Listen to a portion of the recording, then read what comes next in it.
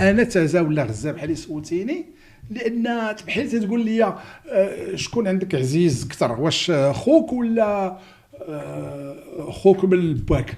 شكون اللي عندك عزيز؟ شكون اعز؟ غنقول لك انا بجوج، واخا دومي فخيغ الاخر عزيز عليا. يعني انايا الناس ديال فلسطين تنعتبرهم بحال ولاد عمنا ومسلمين، صوتين بالزور، يعني اقوى ما كاين في المحرمات، صوتين بالزور. مشيت قلت لهاد الناس صوتوا عليا بالزور، كنت غنمشي للحبس واستعبد الاله، راه كنت غنمشي للحبس. في مثل هذه الايام توفي واحد من اشهر رجال الاعمال المغاربه، الحاج ميلود الشعبي. في هذا الاطار نستضيف واحد من ابنائه، فوزي الشعبي. سي فوزي مرحبا بك.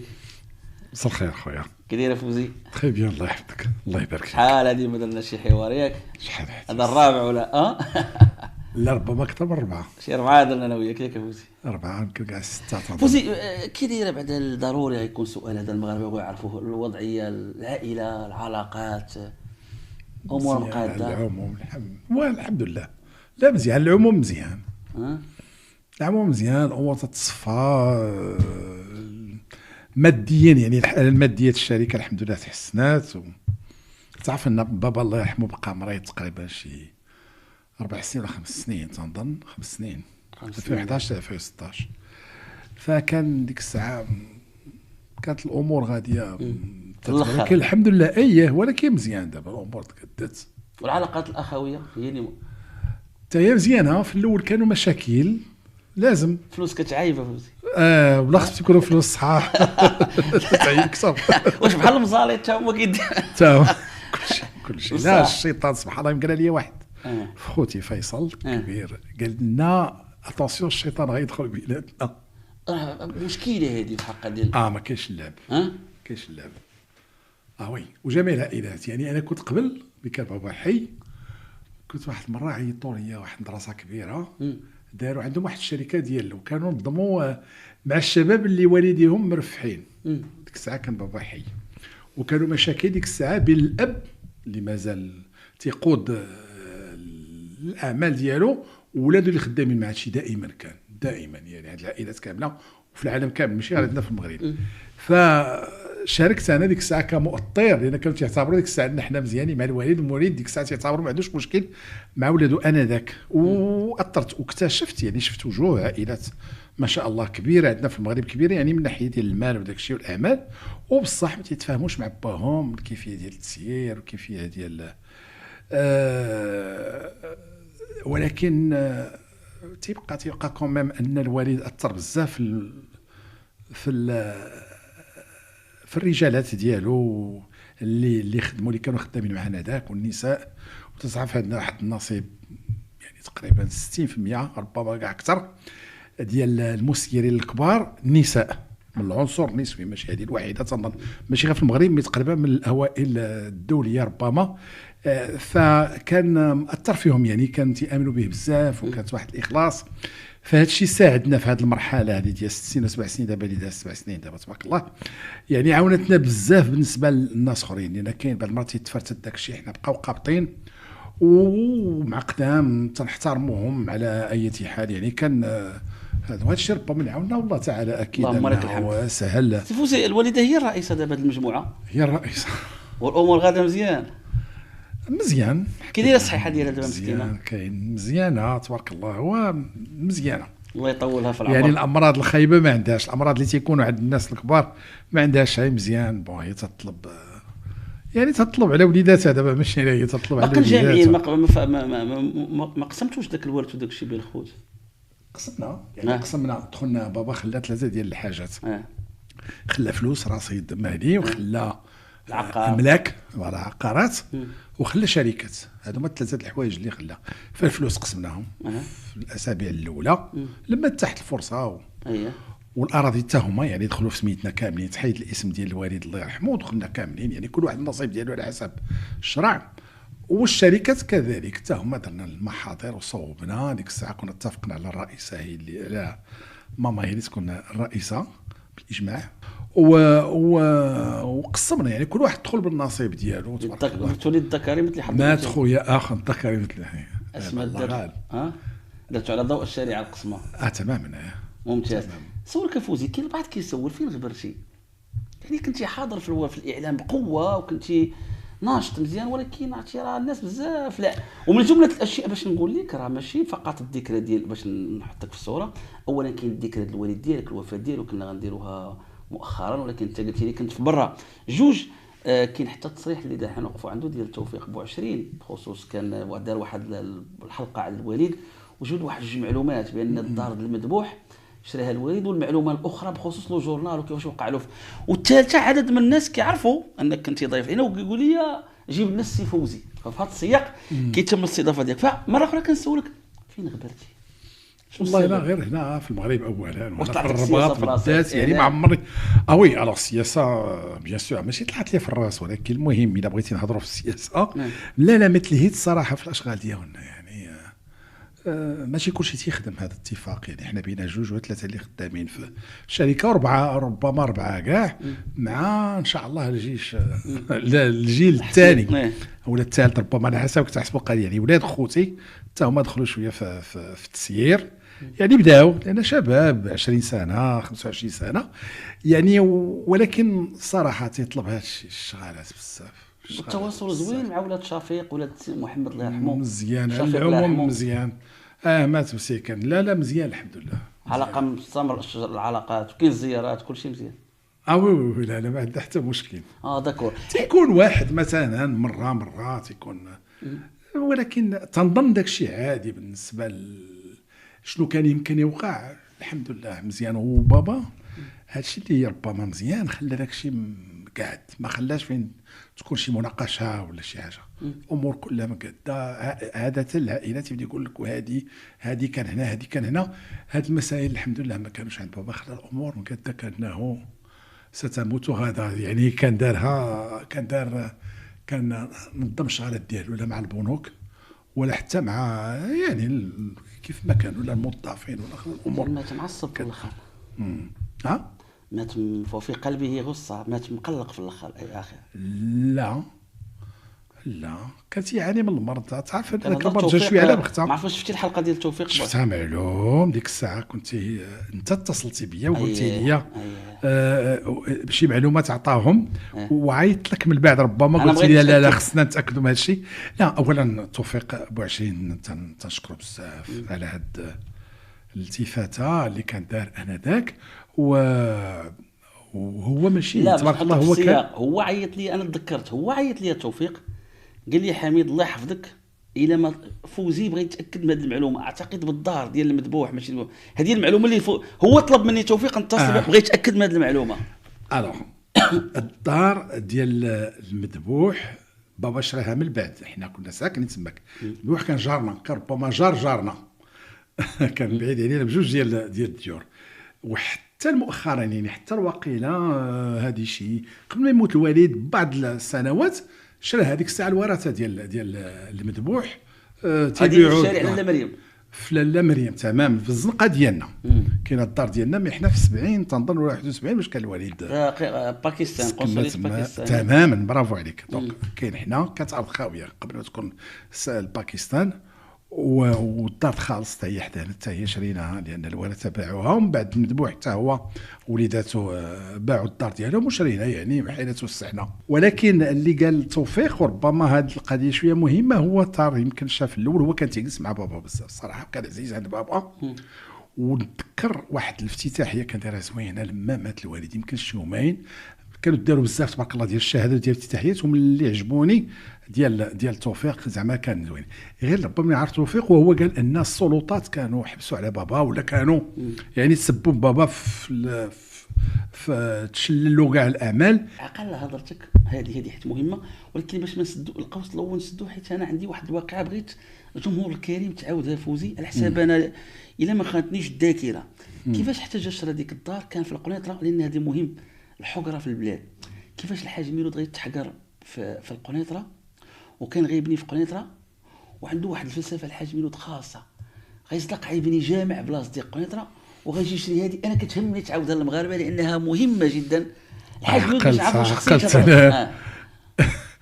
كان في قنيطره وكان واحد الساعه صافا ترفح كان شرا ارض في دار في واحد الحي راقيه عندنا في قنيطره ميموزا حي راقي الصراحه فيها من نصارى ديك الساعه فكانوا زي نصارى كان شي 63 ولا 64 وديك الساعه الهضرات يقولوا بان الشعبي دار لاباس وبغى يسكن ديك الساعه الفاس تبارك الله صحاح ديك الساعه البلاد كانوا لاباس عليهم وبحال هو جاوه الهضره بانهم تيقشبوا عليه كانوا عروبي جاي من الشياط زعما عروبي جاي ديك الساعه تعرفوا الشياط مع عروبي عروبي تحيه للشياط وهذه كاينه وما رضاش وما بغاش هو بالعكس اللي كنت تعجبت هادشي كنت عاودتها لك هذه القضيه قلت لك باش ما يقولش لا سيدي نسكنوا حداهم واش بغاو يكونوا بالعكس هو سمح ليهم قال ديك الساعه ما غنسكنش كاع في وهذيك الارض بناها جامع هي وخلاها ما بناش فيها دارو وبنى الجامع 67 تبارك الله عليك وبنى فيها الجامع انا عقلت على هذا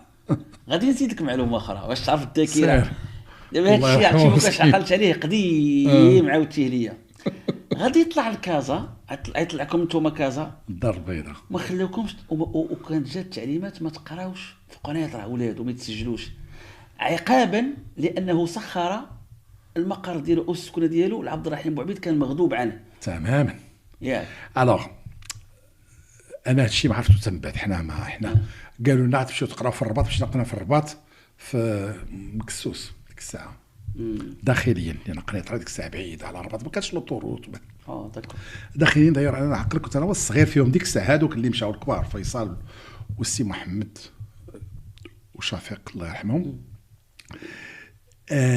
ما فهمتش المهم ما بقيناش في قنيطره ومن بعد مشينا للدار البيضاء نقراو الدار البيضاء ديك الساعه بابا كان عند شي ناس لقى بان ملي كنا في الرباط عاقوا به وعاود نقلونا من الرباط خرجونا من المدرسه كسوس ديك الساعه فبابا ملي مشى كرا عند واحد السيد سميتو الحلو الله يرحمه ويوسع عليه ميمي الحلو ما عمري ما شفتو هادشي غير بابا تيعاود قال له نكري عندك ولكن الله يدير لك ما بغيت لا توصل لا سميتي تعرف لا والو هذاك الراجل تعجب قال شكون هاد الخاينه اللي باغي ما نعطيش وما نعلنش به وما والو ويبقى الضوء ما في سميتك ودار اوكي وبقى بابا تيخلصوا الكرا حنا ساكنين ديك الساعه حنا شارل دو فوكو مدرسه فرنسيه ديك الساعه حتى شي مره بابا تيعاود قال لك هذاك ميمي الحلو قال له علاش ما بغيتيش نتخلص قال له راه ما عرفتش هذا المشكل انا تندير الاعمال وهذا وهذا كيشتي ولكن راه ما نعرف ما خلاوش ولادي يقراو ديك الساعه كان اللي وقع وهو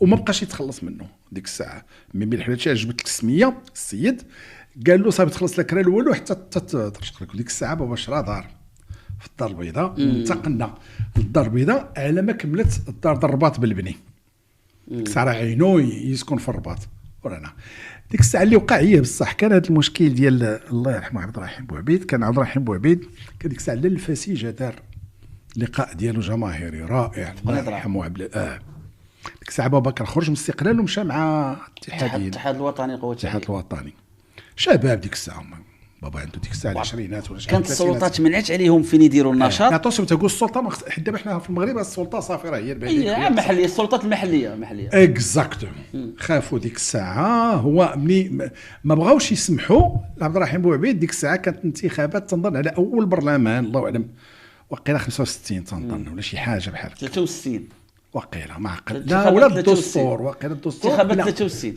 صافي هو هذاك ديال البرلمان انتخابات 63 فعبد الرحيم بوعبيد ما لقاش القاعه فيه اللعب هذا على الفاس عطاوه القاعه الكبيره ديال البلديه وتوسع مع راسه والناس وكل شيء اما الاتحادين الا تعقل ديك الساعه لا سيسيون اللي وقعت ما بين الاتحاد وما بين استقلال والاتحاد كان داكشي شويه قبيح كانت واحد الوقت قبيح ما بين فهذيك الساعه بابا مع الشباب جالسين تيهضروا قالوا ليه لا راه ما خلاو السي عبد الرحيم فين هذا وهذا قال لهم واش يبغي الدار ديالي واش ما كاين مشكل الدار ديالي الدار تبارك الله كانت عندنا كبيره في قنيطره قالوا له واش بصح واش ما كاين مشكل قال لهم معلوم ما عندي حتى مشكل ويفيكتيفمون جا ديك الساعه وخطب ونعقل بابا كان تيوقف بيدو على الضوء ويدوز الكابليات ديك الساعه كان تيركب الباق لان الشباب جاي وغادي ما يمكنش الدار ما يمكنش تدخل كل شيء فدار باق تيهضروا للزنقات يعني الزنقه كان بحال جاي عندنا ايوا تماك باش كلشي تحرج. هادشي اللي عندنا شويه في هذا المغرب، سي كل واحد تيتحرج يقول لك الفوق غيتغضبوا. المهم ما داكشي ما كانش مزيان، وداكشي اش وقع. ربما هادشي كله عايشتو يعني شفتو وعاودوا لي عليه، والوالد تا وعاود لي هادشي. دار له هكا كيقولوا الفوق، كيفاش هاد الفوق؟ العمليه ديال الفوق. انا بغيتك تعاود واحد الواقعه مهمه جدا. لما لقى الحاج الميلود قال لهم هاد هكا دوزوا بها شي واش فيا هاد الخوصاصه، هو ما كاين لا الفوق لا والو. هذه عافاك الى ما شرحها السي فوزي مهمه، لان بزاف الناس كينصبوا، بزاف الناس كينصبوا في المغرب باسم الفوق، هو ماشي هاد المغرب تيقولوا هذيك هو الفوق بريء منه. وي افكتيفمون. كان ديك الساعه وزير من الوزراء، وقت تهضر كان على الثمانينات تنظن اوائل التسعينات، كان دار شي حوايج وتيدير لهم بحال هكا ولا ما تيقول ما غدا يقول لهم ما عمري ما قلت لكم. السعد ياك ولا السعيد؟ السعيد ياك. كيفاش قال لهم هادشي؟ تعليمات الفوق جاي من الفوق، الوغ كو ما كاينش اكزاكت. داير هذه راه بغيت نعاود لك واحد القضيه خطيره. مرحبا سي حتى هي كاينه. هادشي اللي جبتي لي قبيله ديال اللي جبت معاك ديال توفيق وفا اللي قال انه انا بغيت نرجع معاك. صح، احنا ما سكتناش ديك الساعه بابا. فديك الساعه بابا قرر انه يدير واحد الرساله بحال شي شكايه، لان كان ديك الساعه كان كلشي موقف بصح. كم سنين ديال التوقف ياك؟ لا قل ماشي هادشي مهم بزاف. كتبني المشروع، كتبني العقار بيرمي دابيتي ما تاخذهاش في الاخر. بحال هذا الشكل ياك بحال هذا الشكل. وها رزقك واقف، ولكن ما عندكش كيفاش تعرف، لان دابا مثلا العماله البلديه تتقول لك ما نعطيكش، تيكون عندك تحيدوا لك، ولا غير رخصه مثلا السكن تتقول بون يمكننا نستغلوا هاد البطيمه مثلا نسكنوا فيها. بزاف الحوايج شي مبلوكين. المهم بابا كان فاهم ان كان حر ديك الساعه بينه وبين الناس ديال العقار اللي دخلوا جداد العقار، وكان داك المشاكل اللي كانوا وقعوا له، وكان اللي ما كان دار واحد الحاجه عاود حتى هي ما يطرحمش عليها. كانوا ديك الساعه بيناتهم كانوا خلقوا واحد الجمعيه فيدراسيون ناسيونال دي بروموتور ايموبيلي تسمى بفرنساويه. هما بزاف مفرنسين هذوك المناشئين العقاريين الجدد، وداروا بابا الرئيس. هو من المسائل اللي داروا، من الكعيات اللي دار، مشى قال لهم غادي نوقعوا ميثاق شرف باش ما نبقاوش نهائيا نشدوا النوار. اذا تعقل مازال دابا، ولكن ديك الساعه كان واحد الظاهره خايبه ديال النوار. كانوا تيقول لك الا بغيتي دار تعطينا مثلا 50,000 درهم ولا ربما حتى النص كاع ديال الثمن باش تاخذ دار. هادشي كان ضر المغاربه بزاف، ولكن بيناتهم متفقين. حنا بيان سور ما تنديروش بداك الشيء، وبابا كان بغى يفرض عليهم هادشي. فهاديك الساعه شي عاودوا ليه بابا، كانوا اتصلوا به ديك الساعه ناس اللي بسطاء شويه اللي معمين على القلب، ولكن اللي ماشي اللي ما قالوا لي ودي راه الاخوه راه ما قابلينش وراه ما عاشوش هذا الشيء، وراه السي الحاج راه القضيه صعيبه، اللي بغيتي تدوز ديالي يحيدوا النوار في مره، والنوار راه حتى زعما ما يمكنش نعيشوا بلا النوار وهذا وزيد حويجات اخرين. فديك الساعه هو قرر، انا عاقل على هذا النهار مزيان، قرر انه غيستقل وعيط لهم جمعهم، قال لهم الله يخليكم تجمعوا ديك الساعه في المقر، وقال لهم انا غادي ندفع الاستقاله ديالي. وهو شخصيا كانوا عنده مشاكل مع بعض الافراد، ما كاين لاش نجبد السميات ديالهم مع بعض هذا. فهذيك الساعه ناضت واحد الحرب ضده خايبه. فاللي غنعرفوا من بعد، لان اش تيقولوا هذا راه خاصم مع الملك حيت تكتب كيروجوها تيقول هذا الملك راه ما باغيش، الملك غضبان عليه. هما غير ديك الساعه كلشي خيفان. هي القضيه اللي قلت لي ديالها يعني بحالها راه وما يمكنلكش تضبط، ولا غادي تعيط لشي واحد تقول واش بصح سيتي كوم سا. يعني كان هادي وهذا الشيء من بعد انا شفت في تاريخ فرنسا ولا شفت هذا الشيء تيوقع يعني في جميع الدول العالم تيوقع هذا الشيء.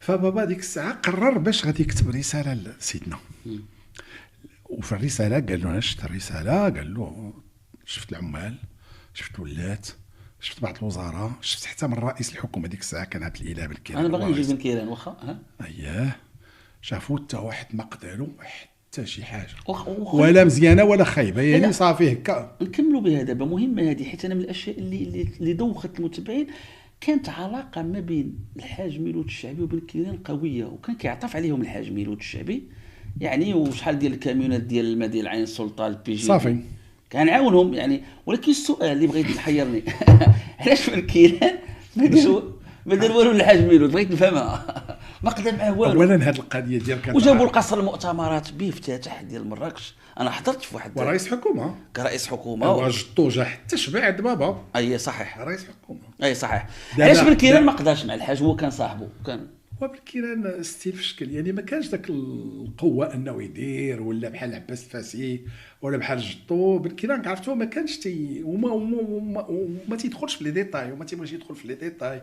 كان عنده بحال دابا معتصم ولا اسمو تيكسبوا داك الشيء، ولكن ما فاهمين ما دارش. ودابا قلت لك ما دار والو. المهم ما دار والو. داير بابا كفر القضيه ديال العلاقه ديال بابا مع البي جي دي تيروج هاد الهضره ديال الشعبي ديالهم.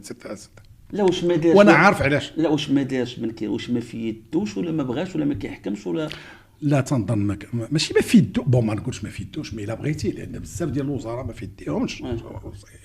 لا سي كو ما غيعرفش كيفاش يدخل يحل المشكل. المهم بغيتي نهضر على بكير، نهضر على بكير. لا غير تفكرت بنكير حتى لا نهضروا، لان هادشي تعرفوا مزيان. انا وعندي ما يتقال فيه، غير خصني الا بديت شي حاجه نمشي غنجيو لبنكير. حرا الناس ديالك. لا حنا نجيو لبنكير، رجعوا للتوفيق.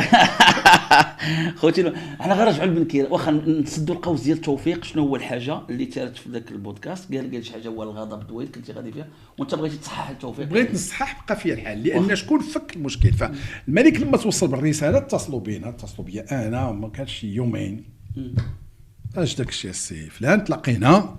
فسرت لهم، قلت لهم هذا واقف بون ما يمكنش وكيفاش وهذا، وحاولوا يفهموا. فسرت كلشي بيان سور تعليمات ديال المعلم ديال سيدنا. هاش كاين حتى هو تيقول لك في تيقول لك راه سيدنا قال لنا نديروا. وفسرت ديك الساعه وتطلقت. فسرت بزاف ديال المسائل. ديك الساعه بابا مريض، قلت لهم ها كاين وها شنو، باش حتى الا كان شي حاجه. وهضرنا حتى على ديك المقاله اللي كانت خرجت في لو جورنال اللي هضرت عليها في الاول. هذيك كي دارت المشاكل، كانت مناسبه زوينه، هذيك اللي دارت المشاكل. ربما ما تبغيش انت تدخل دابا في هذا الديتاي لان هادشي التاريخ. المهم ديك الساعه توسعت مع راسي وبرت تغديدي مزيان. لا واخا ندخل في لو جورنال. واش شنو تقال داكشي؟ قالوا الوالد شي حاجه في لا وفهم قالوا خارج اوف كي تيقولوا ثاني ما عنده حتى شي اهميه. قبطوا هما كتبوا داكشي. المهم قلت لهم ان الخدمه كانوا باغيين الخدمه في الوالد، داروا داكشي كله مونطي. قلت لهم شكون هما اللي مونطاو وشكون الشركه الكومونيكاسيون. اسماء اللي ما قلتش نجبد هذا بالصراحه، لان الا جبدت شي اسماء خصني نعاود الوضوء ديالي. يعني شي ناس وما يستاهلوش نعطيهم هذه القيمه هذه في هذاك الشيء كان مخدوم. وي وقلت للناس وقلت لهم انتم تبارك الله في يديكم لي رونسيونمون جينيرو وفي يديكم تقل الاستعلامات وداك الشيء. سيروا انتم قلبوا، عيطوا لفلان وعيطوا لفلان وعيطوا لفلان في الحزب الفلاني، هو غيشهد لكم. اكيد داروا داك الشيء، اكيد غيكونوا داروا. كاين شنو مصلحه الجريده بحيث اولا كاين شي ناس ورا موالي الجريده. وي غيكون خصومكم في نديروا برنامج الا بغيتي لهادي، لان هادشي راه مهم بزاف للتاريخ المغرب، التاريخ هذا الكتب. لا واش كان عندك هواجس ولا معطيات ولا قرائن ولا لا او ما كنتش نغامر انا مع ناس ما شاء الله اللي منهم ونقول لهم لا هذا ولا نو سي عطيتهم داير تاكدوا من داك الشيء وعرفوه صافي. لا مي اللي عجيب سكو اتصلوا بيا شي 3 ايام من بعد وقالوا لي يا سي فوزي الله يخليك قول للوالد ديالك بيان سور ان هادشي ما فرصناش وبان بغيت نعاود لك شي قضيه اخرى واقعه هاد الايام. وي شي حاجه حتى هي عاوتاني ما نقابل واش نقول لك زعما كومون سا فونكسيون. وبين هادشي غيتقاد وراه غادي يستقبلك الوزير الفلاني نهار الجمعه. ويفيكتيفمون ما كامله حتى بعض الساعات عيطوا لي الديوان ديال وزير الداخليه انذاك وتلاقيت معاه نهار الجمعه وعطيته الديتاي كل شيء تقاد حميد الوزير كل شيء عطيت للوزير. او كيسلسل التليفون السي فوزي اش عندكم انا لا نمشي ندير. لا عيط لي مدير الديوان واحد الراجل ما شاء الله. كان العمراني نو؟ لا مدير الديوان ديال الوزير ديال الداخليه. سميتو عند واحد الاسم تونسي واحد الراجل زوين. لا كان ديك داير مازال الان تنظن ولا شاكي بالموسى. لا وزير وزير حصاد. استقبلك عطيتيه كل شيء. استقبلي وكان معاه الوزير الاخر، كان هما جوج، كان واحد وزير فيس مينيستر اسمه الرئيس دريس شرقي دريس زوين هذاك راجل ما شاء الله عليه. وسمعوا لي وفسرت لهم بيان سور ملفات كل شيء هذا وقف هذا المهم كل شيء يتحقق. يعني كل شيء بدا يعني التعليمات ما كاينش التعليمات المولويه ما كاينش اللعب وتقاد داكشي. واحد النهار بابا ملي بقيت تنعاود له قلت له الحمد لله راه هذا وراه عزيزه عيطات لي راه قادين هذا المهم نعطيه داك. قال لي واه خصك تشكر سيدنا. قلت له واخا بابا ولكن قلت له اتونسيون وي ولكن راه مازال هذه ما دارت. قال لي لا لا لا لا لا لا وجد شي رساله قلت له انا خافنا نشكرو ويجمعوا كل شيء ويساليو. قال لي لا لا لا غير شكرو. لا ما لا كان عنده الحق. وصوبت رساله شو وصيفطناها لسيدنا. علاش انا ما هادشي علاش بغيت نقول ودي هاد الامور تصفات وتنسات يعني كانها دابا انت توفيق اللي بغيت نقول لك وهو العالم ديال المال والاعمال باش يعرفوه حتى الناس وماشي غير في المغرب في العالم كامل. الدياب شي تياكل شي واش يمكن لك تصوروا ماشي حاجه خايبه لان في بزاف بحال مثلا الاحزاب السياسيه نفس الشكل شي تيبغي ياكل شي تيبغي يجمع شي هذا الا ما فضيناش معاه غادي يتقدم غدا للامانه العامه هذا يعني جميع لي تخوك كاين هادشي حرب الجميع في هاد البلاد ديالنا العزيز عندنا هادشي عادي بالنسبه ليا. تعرف شنو وقع هاد الايام دابا تفكرت واحد القضيه اللي قلت لي دابا وحنا تنهضروا في اليوم الحد دابا تتعرف ان غتحكم في المغرب غتحكم ربما بصفه نهائيه الامر اللي كنت قلت عليه في ذاك الوقت مع ديك الشركه فيه في الفرنسيه عينا حاجه ديال الظلام ديال الظلم وديال كل شيء. ولكن المهم المغرب هذا والقلب واسع ما كانت رجعت كان شي حكم قضائي محكمه النقد صدر لي فائتكم وتطول الملف وعاود لا مشاو الاستئناف. حنا قلنا صافي نساو لينا معلومه رجعوا بوطون. لا اللي عجيب سي كو دابا بعض رجال الاعمال المغرب محزمين ودايرين اللوبي ضدنا جماعه الضغط فوالا جماعه لفائده الفرنسيين لفائده وديك الجمعيه اللي تتسمى الصداقه البرلمانيه بالسلامه والعافيه ما بين فرنسا ماروك ما تيقولوش ماروك فرنسا وفرنسا كيف دابا الفرنسيه لا بالسلامه والعافيه هنا تعطوا لها فرنسا ماروك حيت فرنسا هي المعلم. فرنسا ماروك هادوك تيديروا دابا مع الصحفيين ديال الدار البيضاء وسورتو دوك المفرطاسين ومع هذا تيحاولوا يضغطوا باش حتى القضاة زعما يجيهم داك الضغط ويجيهم باش يقولوا واش وتيقولوا شي حاجه اللي فريمون تتقلق بزاف. تيقولوا كيفاش بغيتوا دابا المستثمرين الاجانب يوليو يجوا يصبروا في المغرب الوغ كو هاد خياتنا اللي كنا خدامين معاهم واللي دعاونا ماشي مستثمر حنا المستثمرين حنا اللي غادي ندفعوا الفلوس. انا حسب معلومات كنعقل على داك غيقضيونا بحال ما حطوا حتى 4 دريال اللي كنعرف انا ما حطوا والو ما حطوش اي هذاك الارض ما داروا فيها والو طلبوا حتى هذاك الموضوع الا بغيت هذاك يستاهل. لا مزيان ملي قلتي فوزي خنذكروا المشاهدين الكرام حيت هذه واحده من اغرب القصص اللي عرفت في المغرب كنت عالجتها شي 2 حلقات قبل. هو واحد الناس غيجيو غيديروا شي معمل ديال السيما مع الوالد ما يديروش حنا اللي غنديروا معمل السيما وكان خاصنا شكون غيبني المعمل فوالا شكون غيجهز لك المعمل هادشي عادي. ف اختارينا واحد الشركه فرنسيه اللي هذه دابا تنهضروا عليها درنا معهم من جمله المسائل انهم غيجيبوا لنا اللي تسموه بالفرنسيه القرض ديال الممولين حيت كاينه هذه عاديه وتيديروها الصينيين حتى مع المغرب حتى مع الدوله المغربيه بحال فرنسا مثلا حتى هي دارتها معنا في التي جي في يعني تتعطيك باش تخدم تعطيك وتجيب لك حتى الكيفيه باش تخلصوا بالتقسيط. فعندما تخلص كل شيء الملايير في دقه واحده ولا تمشي تشوف شي بنكه مغربيه تجيب لك هي بنكه ديالها اللي غتمولك هادشي عادي. فهما غيقلبوا سيتادير في اوروبا لا بي او اي ولا شي حاجه اللي غادي تجيب التمويل لهذا المشروع ديال 120 مليون اورو بحال الا قلتي مثلا مليار و200 مليون ديال الدراهم ديالنا فما اكثر سيتو. فهذا ما جابولناش ديك الشركه دونك صعيب ديك الساعه قررنا حنا ما هدوا ما حطوا ما داروا والو. الارض راه مازال وراه واحد المره داير وريناها للصحفيين ما هزوا ما حطوا قال لك ودابا وقفنا ديك الساعه قلنا صافي ما بقيناش باغيين نخدموا ما بقيناش باغيين هذا المشروع لحقنا ما كاينش بزاليه ديال المشروع طبعا وسورتو بغينا التمويل وما جابوش صافي دونك فهذيك الساعه جاو عند بابا قالوا لي يمكنلكش توقف هكا وحنا مشينا وجينا في الطياره وهذا شي حاجه بابا تيتسحبوا وقيلا شي غيطلبوا له ربما كاع الا كانوا شي 10 مليون جيعانين غيقولوا له عطينا مثلا لا مثلا ربما 100 مليون حرام ولكن حيت ما صوبوش نقولوا بلانات ولا اختاروا مازال ما حطوا ما هزوا والو. داير واحد المره في اثناء البروسي اللي كان بيننا وبينهم طلبنا لهم قلنا لهم مين عندكم شي حاجه راه غنخلصوها بينوا بان خدمتوا بينوا انكم دخلتوا شي شركه ذات الثاني ما بينوهاش ما داروا والو. مشاو دعاونا فين في التحكيم لان كنا اختارينا حنا بجوج نديروا التحكيم الدولي فالتحكيم الدولي خرج لصالحهم في سويسرا بحال جميع محكمه في سويسرا جنيف جميع التحكيمات اللي تيخرجوا لا هذا تيكونوا ديما في صالح الشركه الاوروبيه ضد العالم الثالث. ضد المغرب، ليبيا، الجزائر، تونس، السنغال مساكن، هذا ديما هذه عاده ديما المحاكم. ولكن انا شفت داك الشيء كيفاش خدم، وعندي واحد القضيه وحنا تنحاولوا انا وخويا عمر باش ندفعوا بها، مي صعيبه تنطقوا على ديال الحيوت، ان لقينا شي مسائل داروا لان ما يمكنش تطلب للسيد 30 مليار ديال السنتيم في صفقه ديال 125 مليار. شنو معناتها؟ خاكو بنا الوزير ما يصورهاش.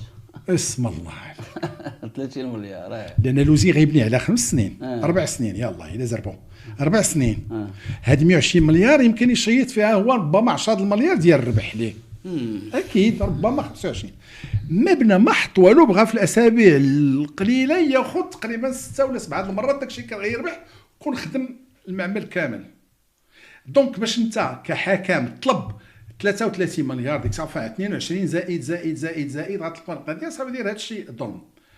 ماشي مشكل، قلنا ما يحكموا اللي بغاو. وحنا عارفين ان المثال شي الحق بين الاربيتراج ديما تياكلوا ضير. حنا عندنا راه بزاف الوزارات ديالنا راه مشاو وصل للتحكيم، وراه جوستومون راه باغيين ينفذوا عليهم، ماشي غير حنا. المهم بزاف ديال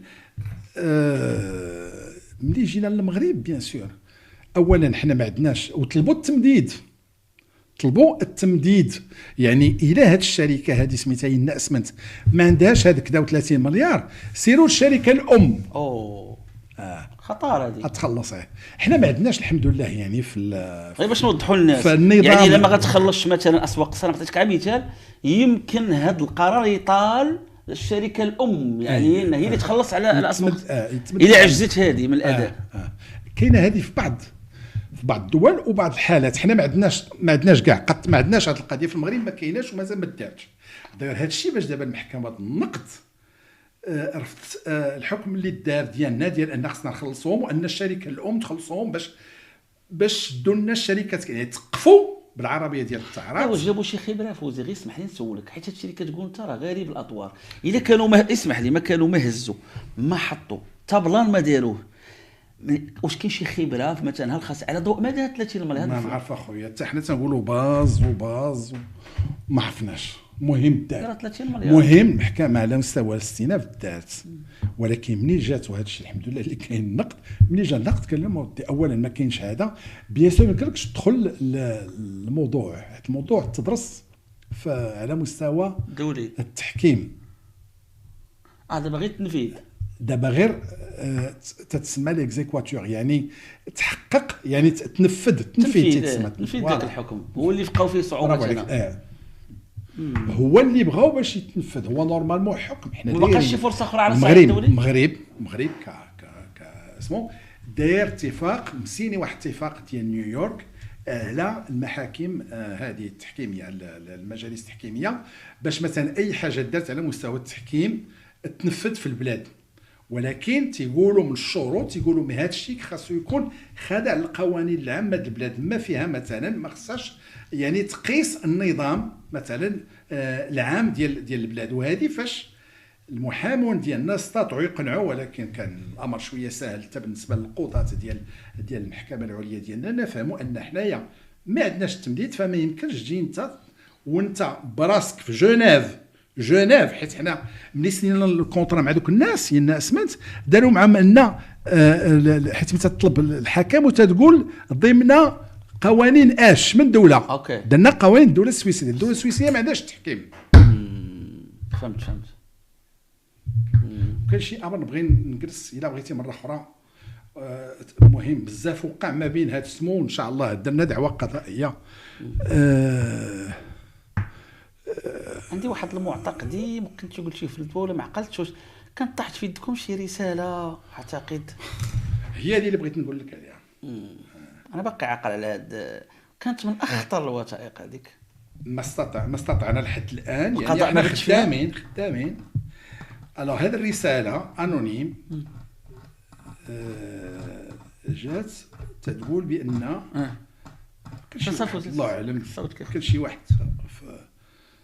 يمكن فاعل خير اسمع يمكن فوالا وتنقراو بيان سور تنقراو بان بحال شي توجيه من المحامي ديال الخصم تيقول الحكم تيقول له راه موكيلي اللي هو الخصم ديالي انا الخصم ديالنا راه تيقول لك خاصك تحكم على اسمنت على الشعبي اسمنت تحكم عليهم ب 22 مليون زائد وغتعطيهم التمديد للشركه الام. تيجاوبوا الحكم هادشي بيان سور ممنوع، هذه ممنوع. عرفتي شنو هي؟ بحال انت دابا عندك محامي والمحامي ديالك تيهضر مع القاضي في الليل وتيقول له راه السي حميد المهداوي راه قال لك غتحكم على ذاك الخصم ديالو اللي هو مثلا الوهبي، كتعطيه ولا تعطيه قدام والقاضي تيقول وي اوكي وي اوكي واخا الوغ. والقاضي دابا الموضوع العجيب سي كو الحكم تيقول له راه في المغرب ما عندهمش، اولا حنايا السويسريين ما عندناش هذا التمديد، والمغرب تو ما عندهم تمديد، وثاني 22 مليون راه قال له لا صافي غادي صافي راه عندهم المغاربه راه غادي راه عندهم اللي يحميهم. وداك الشيء اللي كان بصح، لان فين ما كتيجي شي وزير الاول ولا شي بعثه فرنسيه الا والمغاربه تيوقفوا معاهم وتيمشيو يديوهم عند العثماني ديك الساعه وتيديوهم عند الرميد. تعرف ان الرميد اضطر باش يستقبل المحاميه هذيك ديالهم باش يقول لهم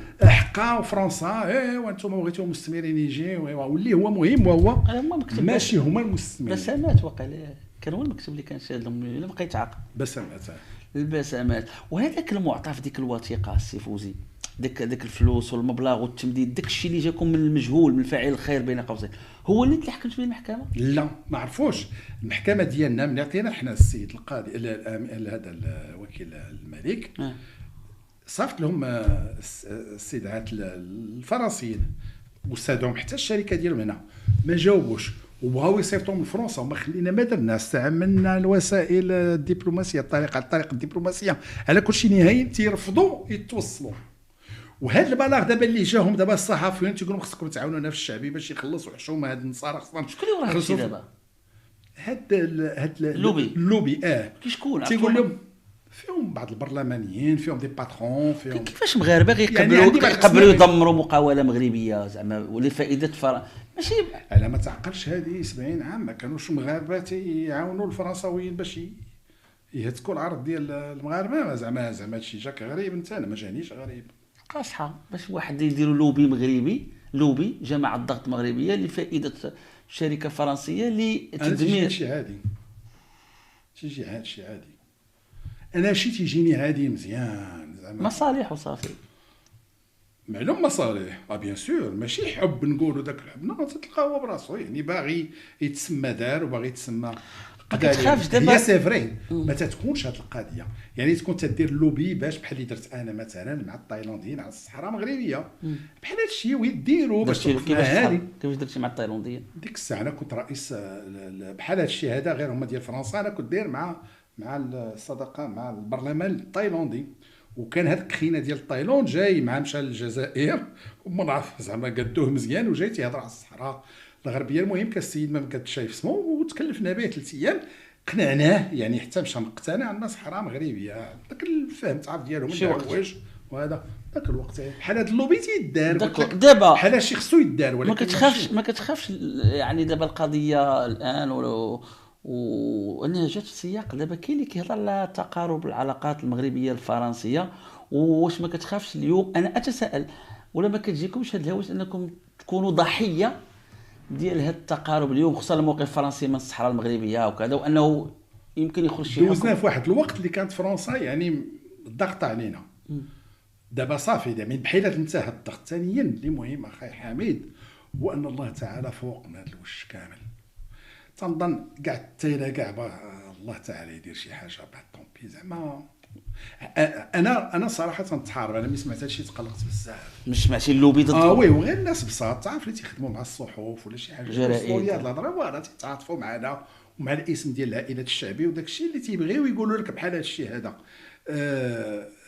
باش انا شويه تجنت وتقلقت وكون جات من النصارى بحال قبل كانوا النصارى تيجيو يبكيو علينا. دابا مغاربه تيقول لك اللي عاون مساكنه الفرنسيين وهذا الشيء راه خاط دابا باش هما تياثروا على علاش باغيين ياثروا على القضاه وتيقول له هذا الشيء راه خايب ياك ما كيديروا هكا. خطيره. لا ما يديروش هكا بحال والو والله الا الله لا كتفكر ديما داك السعدي ما كيجي كيقولوا كيفاش خاوص كيدير لهم ها هو راه ما كاين والو. فوزي نختموا هذه الحلقه بكلمه في حق عن 4 ديال الشخصيات وكلمه في واحد القضيه دي نخلي لك هي الاخرى. نبدا بعدا بن كيران. شي كلمه في حق الاستاذ عبد الله بن كيران. شفتي هاد الايامات قال الميكروبات وقال الحمار وناض عليه الصداع والضجه. شنو هذيك عادات هو ديما تيخرج بهاد باوي ولكن كيعيو عاوتاني ما خصوش يقول طبعا. ولكن بزاف السياسيين ولاو هكا. حتى شاباط كان دابا راه ما عرفتش فين هو، مي حتى هو تيدير هذا الشيء تيصدق. الشخصانه هاد الكلام شويه عشوائي وشويه ديال الشعبويه تيعطي شويه بالكيرا زعما هو هكا. ولكن بان لي بحال عيا مسكين، بحال ما بقاش داك الصحه اللي صرا. تعرف عندنا في 2016 تنظن 60% ديال الاصوات اللي خدات بي جي دي السبب ديال ما كاينش اللعب، ماشي على دوك خياتنا ديالو ولا داك الوزاره ديك الخدمه الزينه اللي داروا 2011 2016 نيوتو. هو الناس يثيقوا به تيجلبهم بالكلام. عنده تبارك الله شي كلام وشي هذا وداك لابونومي ديالو داك الطاقيه وجلابه داك الشيء تيبغي المغاربه. وتصور هالفاس ديال الضرب دوك مرفحين تصوتوا على البي جي دي. هما ما عمرهم تيصوتوا في حياتهم، ما تعرفوش كاع السياسه في كاينه. صح ديال صوتوا ديال الفلوس وديال سمو المعامل ديال الدار البيضاء صوتوا عليه حيت فاسي هذوك صوتوا عليه حيت. شوفوا يكون رئيس حكومه مقبل في 2026 بن كيران. لا اعتقد، ولا اعتقد انه هو براسو يبغي هذا. وتقاداولوا الناس وعاد خاصو عاد يكون تقاداولوا جوج ديال مزيان. هذوك الناس اللي كانوا الصراحه باش نكون صريح معاك ما كانوش نهائيا مزيانين الا واحد جوج بلا ما يحس صعيب عليا نذكر الاسماء اللي كانوا ما بيهمش مزيونين، يعني شويه ثابتين. ما نو شوي ديزوني يعني الصراحه نهائيا ما بغيناش تعاد هذيك التجربه. يعني هو زوين راجل مزيان ولكن راه ما تيفهمش في اختيار الناس. انا مشيت واحد المره عنده شكيت لهم الجوج ديال المناضلين ديالهم مصوتين بالزور، يعني اقوى ما كاين في المحرمات مصوتين بالزور. مشيت قلت له هاد الناس صوتوا عليا بالزور كنت غنمشي للحبس. واسع الاله راه كنت غنمشي للحبس. قال لي امبوسيبل. قلت له داكشي اللي كاين وجبت له الدلائل وجبت له السميه ديالهم مزور باش تلقى واحد من الحركه واحد من الاستقلال مزورين مصوتين شاهدين بالزور. تقول عادي عندنا عادي في المغرب عندك سياسي تيكذب. اما بي جي دي اخويا ديك الساعات بغاو يخدموا عاد بغاو يحكموا. ديك الساعات يقولوا حنا راه تنخافوا الله. قلت له شوف انت باش. قال لي والله لا بقاو. قال لي دوك الا بقاو انا ما قاليش اللهم بقاو. قال لك غيبحث. كذبوا عليه. كان غير يسول ويشوف هذا ويشوف بان السيد اللي قالوا وقع لي معاه مشكل وهذا وشافوا الشهاده ديالو بين ما كان والو كان يجري ما جراش عليهم. بصح دونك صافي ديال ما كايناش النيه ديالي يرقيو وينقيو ويديروا. انا كنت برلماني جبت واحد المشروع ديال تخريق الحياه العامه، محاربه الرشوه وتخريق الحياه العامه. وجاو هما انا ملي كنت ديك الساعه كانوا هما في المعارضه. ها هما جاو علاش ما داروش قانون ديال علاش الملك هو اللي جاب هذاك الراجل اللي هضرتي عليه قبيله وهو اللي جاب هاد الناس ديال محاربه الرشوه ولا علاش الملك اللي جايب هذا الشيء؟ علاش هو اللي تيختار هاد الناس ويجيبهم؟ علاش ما اختاروش؟ يلا زعما يلا فاش غادي يمكن انا نثيق بهذا. ودابا ياك هو القائد ديالهم بالكيران القائد علاش ما حيدهمش؟ علاش خلى الناس بالعكس رقاهم عطاهم دي بوست مهمين في الدوله تيدبروا الشأن العام تيدبروا الفلوس ديال البلاد. بي جي دي وكاين فيهم واخا مشات البي جي دي مازال قابطين المناصب اللي كانوا عندهم. علاش البي جي دي نزلت في 2021 من السماء لاسفل سافلين؟ قاسم انتخابي وي داكور. حيت القاسم الانتخابي راه يمكن ينفعهم. ياك انت حزب مجهد ينفعهم. ثانيا انا كنت مع القاسم وكنت ضد القاسم. كنت مع القاسم جوستومون باش ما يبقاوش بزاف ما نهضروش على هادشي. دابا حنا في اخر سمو لان داكشي فيه تبارك الله ديال فيه شويه ديال عزيز اخ النوش. واش عندكم احسن منه؟ الا كان عندنا احسن منه صوتوا عليه في الانتخابات الجايه. ما بقات له غير عامين. عزيز اخ النوش واكبر مرحله احتقان في تاريخ المغرب هي في عهد اخر. كلشي كيغوت السيد. الو غنقول لك واحد القضيه. غنصبروا شويه وغدوز واحد العامين وغيجي واحد الوزير. عطيني غير شي حاجه بلاتي عطيني غير شي حاجه زوينه دارها اخنوش. ما فهمتش. لا غاديه حاجه لا واخ هو دابا انا عندنا ندافع على خلوش. انا مثلا عانيش من السياسات كامله العامه ما فيها دابا ديال هذه. انا ما عانيتش مع البي جي دي. انا تنعاود القبيله ان مشينا عند بابا، مشى عند اسمه مشيت معاه انايا عند اسمه هذا السي عبد الاله بالكيران، وريناه مالو دار شي حاجه، ما دار والو، ما دار حتى شي حاجه. باك مشى عند الحال معلوم مشى عنده، معلوم مشيت حتى انا 2 مرات انا غندير وما دار والو. في الوقت اللي عباس الفاسي مشى عنده بابا على حاجه وقداها له، في وقت اللي جدو قطع لنا حاجات جدو معلوم كرئيس حكومه كوزير اول عباس الفاسي قدا الوالد وكوزير الصناعه بلاتي باك قصد عباس الفاسي وقدالو، وباك قصد جدو وقدالو، باك قصد بالكيران ما قدالو. اييه مسيو والله ما تنواخد بن كيران حيت عارفوا ما غيقديش وما غي وثانيا بالكيران. ودابا ما نعرف ما تلزمني نقول شي حوايج عادي حنا بالكيران عادي، ماشي نقولوا شي واحد اللي غيكون عارف لي يعطي يحكم. ثانيا الناس اللي كانوا راه ما تيبغيوناش البي جي دابا، ما تيبغيوناش. علاش هكاك حسد ما بغاوناش. شحال من كاميو ديال المعطيات عرفتي اش كان شحال شربوا ديال الماء شحال شربوا في الماء. وتعرف ان لما توزروا ما بقاوش يشريو سيدي علي. ودابا كنت تاخذ الماء فابور سنين وملي توزرتي على الاقل شري الله يخلف عليك شري قلصوا ماشي حتى نجيبوا من الوزاره. ديك الساعه مشاو سيدي علي حيت هي الغالي. لا بلاتي لا بلاتي قبل ما يدخلوا الحكومه قبل ما يدخلوا الحكومه شربوا كانوا يشربوا عاش. لا عادي لا بغيت نعرف هذا ما كاين مشكل لا كملاحظه لا عادي سي فوزي والله حتى بغيت نطلع حيت هذه القضيه ديال التجمعات الرسميه والبرلمان الوزاره كنشوفوا عين السلطان ما كنشوفوا شيء مالك. لا مزيان اسمح لي جيني عطش.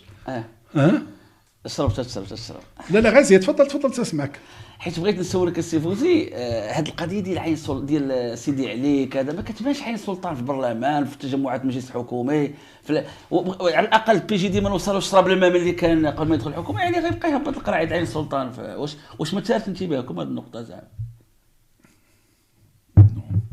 شي مشكل كلمه في دابا اللي نو مي دو توت لي مانيير ما غيبغيوش يشريو عندنا. علاش بالضبط سيدي علي اللي كاينه في هذا؟ بغيت نفهم هذا سيدي. كاين عين افر كاينه بزاف ديال المنتوجات في الماء.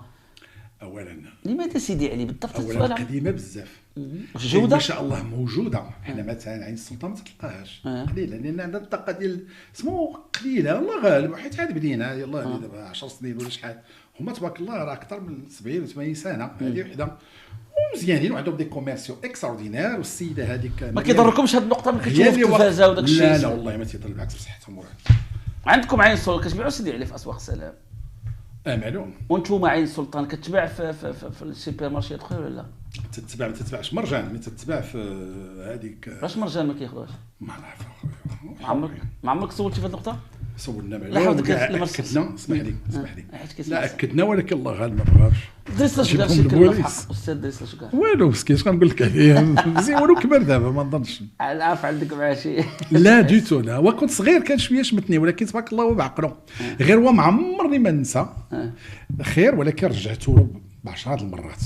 كان هو تاق فيا واحد الساعه كنت باغي نترشح للرئاسه وما عنديش اغلبيه ولكن عندي اللي سميتيها انت داك انقسام القاسم داك الشيء علاش بغي القاسم انتخاب. عندي شي دراري من بحال التوفنه زوينين واحد الولاد اللي امنوا بيا ومشاو معايا